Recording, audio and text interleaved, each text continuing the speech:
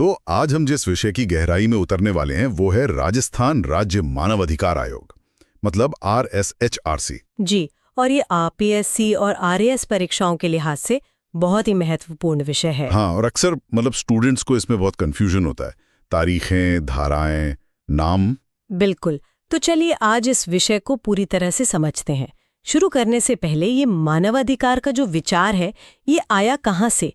इसका इतिहास क्या है? सर, मेरे ख्याल से इसकी शुरुआत संयुक्त राष्ट्र संघ से हुई होगी, शायद 1948 के आसपास। हाँ, वो एक बहुत ही महत्वपूर्ण मील का पत्थर है, लेकिन इसकी जड़ें और भी गहरी हैं। अच्छा। हाँ, चलिए एकदम शुरुआत से शुरू करते हैं। देखिए, सबसे पहले 1215 में इंग्लैंड के राजा थे किंग जॉन। 1215 मतलब 800 साल से भी पहले। जी, उन्होंने एक दस्तावेज जारी किया था जिसे बाद में मैग्ना कार्टा कहा गया। ये पहली बार था जब आम जनता के अधिकारों को एक दस्तावेज का रूप दिया गया। तो ये एक तरह से पहला बीज था। बिल्कुल। फिर जैसा आपने कहा, 10 दिसंबर 1948 को संयुक्त राष्ट्र महासभा ने मानवाधिकारों की सार्वभौमिक घोषणा को अपनाया। और इसीलिए 10 दिसंबर को हम मानवाधिकार दिवस मनाते हैं। सही। और इसी घोषणा से प्रेरणा लेकर भारत की संसद ने मानवाधिकार संरक्षण अधिनियम 1993 पारित किया। अच्छा, तो इसी अधिनियम के तहत NHRC और SHRC बने। एग्जैक्टली। इसी कानून ने राष्ट्रीय स्तर पर नेशनल ह्यूमन राइट्स कमीशन और राज्य स्तर पर स्टेट ह्यूमन राइट्स कमीशन की स्थापना का प्रावधान किया। सर, एक सवाल है, ये अधिनियम मानवाधिकार को परिभाषित कैसे करता है? बहुत अच्छा सवाल है। देखिए, धारा 2A के अनुसार मानवाधिकार वो अधिकार हैं जो किसी व्यक्ति के जीवन, स्वतंत्रता, समानता और गरिमा से जुड़े हैं। तो ये तो हमारे मौलिक अधिकारों जैसे ही हुए। लगभग। पर इसमें एक और बात है, ये वो अधिकार हैं जो या तो संविधान द्वारा गारंटीकृत है या फिर अंतर्राष्ट्रीय अनुबंधों में शामिल हैं और भारतीय न्यायालयों द्वारा लागू किए जा सकते हैं। ठीक है, समझ गए आप। अब आते हैं राजस्थान मानवाधिकार आयोग पर। इसकी स्थापना की तारीखों में मुझे हमेशा कंफ्यूजन रहता है। हाँ, ये एक आम कंफ्यूजन है और परीक्षक यहीं फंसाते हैं। कहीं 1999 लिखा होता है, कहीं 2000। देखिए, इसमें 3 तारीखें हैं जो आपको याद रखनी है।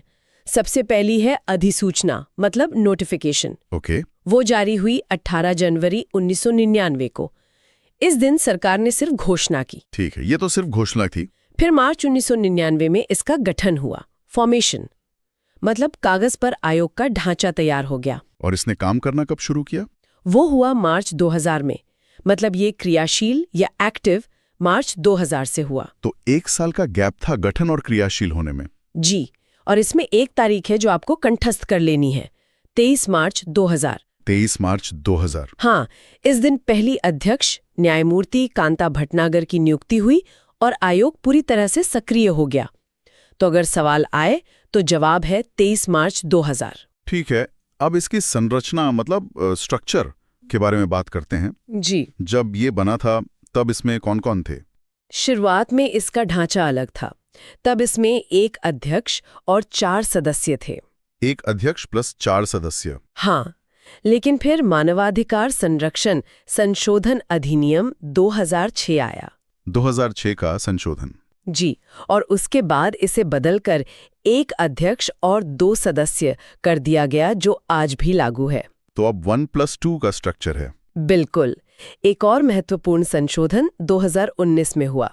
क्या आप बता सकते हैं अध्यक्ष की योग्यता में क्या बदलाव हुआ? सर, पहले शायद सिर्फ उच्च न्यायालय के सेवानिवृत्त मुख्य न्यायाधीश ही अध्यक्ष बन सकते थे। एकदम सही। 2019 के संशोधन के बाद उच्च न्यायालय के सेवानिवृत्त मुख्य न्यायाधीश या कोई अन्य सेवानिवृत्त न्यायाधीश भी अध्यक्ष बन सकते हैं। अच्छा, तो अब दायरा बढ़ा दिया गया है। हाँ, ये एक बहुत बड़ा बदलाव है। चलिए अब कुछ महत्वपूर्ण धाराओं पर नजर डालते हैं। जी सर। सबसे पहले धारा 21। ये आयोग के गठन और संरचना से संबंधित है, जो हमने अभी बात की, एक अध्यक्ष और 2 सदस्य। ठीक है, धारा 21 मतलब गठन। फिर आती है धारा 22। ये नियुक्ति के बारे में है। इनकी नियुक्ति कौन करता है? राज्यपाल। हाँ, लेकिन अकेले नहीं, एक समिति की सिफारिश पर। अच्छा, एक समिति होती है। जी, उस समिति में कौन कौन होता है? मुख्यमंत्री, विपक्ष के नेता और शायद गृह मंत्री। सही। मुख्यमंत्री उस समिति के अध्यक्ष होते हैं, उनके साथ विधानसभा अध्यक्ष, राज्य के गृह मंत्री और विपक्ष के नेता, कुल 4 सदस्य। ठीक है। और अगर राज्य में विधान परिषद हो तो 2 और सदस्य जुड़ जाते हैं। वो कौन? विधान परिषद के सभापति और वहां के विपक्ष के नेता। समझ गया। अब धारा 23। धारा 23 है त्यागपत्र और निष्कासन के बारे में।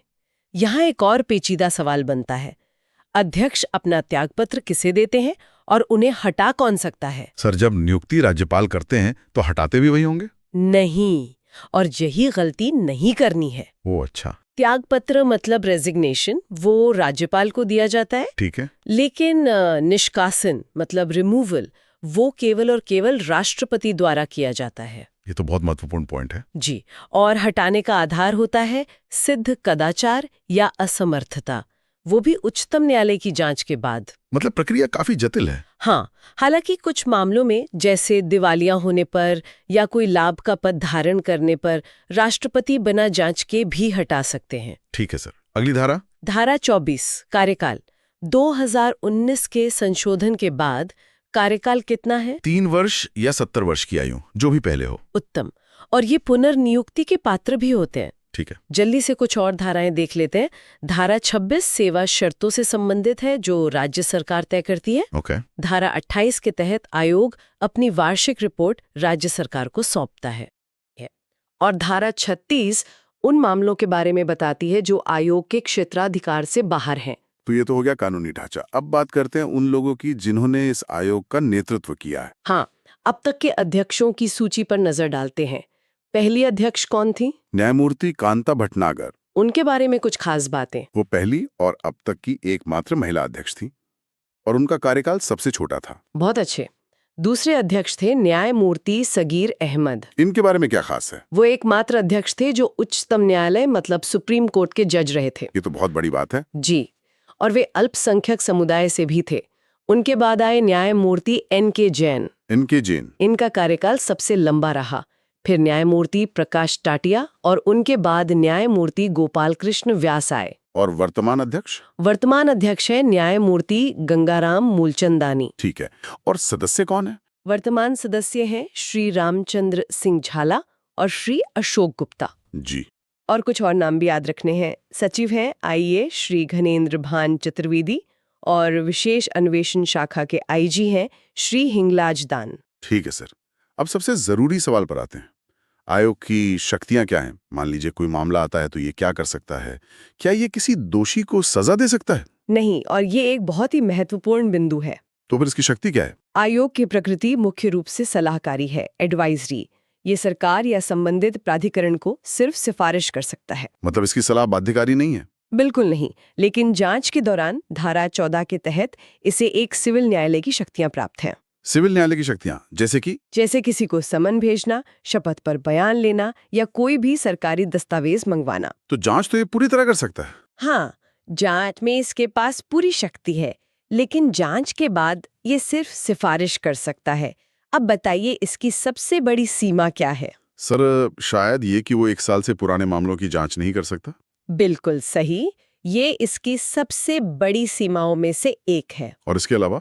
इसके अलावा सेना से संबंधित मामले या जो मामले पहले से किसी न्यायालय में विचाराधीन हैं, वो भी इसके क्षेत्राधिकार से बाहर हैं। हाँ, और व्यक्तिगत संपत्ति विवाद जैसे मामले भी इसके दायरे में नहीं आते।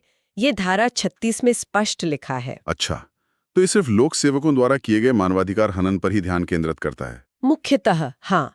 इसके अलावा इसके कार्यों में जेलों का निरीक्षण करना, NGO को प्रोत्साहित करना और एक त्रैमासिक पत्रिका का प्रकाशन भी शामिल है। उस पत्रिका का नाम? मानवाधिकार संदेश। ठीक है, तो अगर हम पूरी चर्चा को संक्षेप में देखें तो हम कह सकते हैं कि राजस्थान राज्य मानवाधिकार आयोग एक सांविधिक, स्वायत्तशासी और सलाहकारी निकाय है। सांविधिक क्योंकि ये संसद के अधिनियम से बना है, स्वायत्तशासी क्योंकि इसकी नियुक्ति और हटाने की प्रक्रिया स्वतंत्र है, और सलाहकारी क्योंकि इसकी सिफारिशें बाध्यकारी नहीं हैं। एकदम सही। परीक्षा के लिए इसकी संरचना, अध्यक्षों की सूची,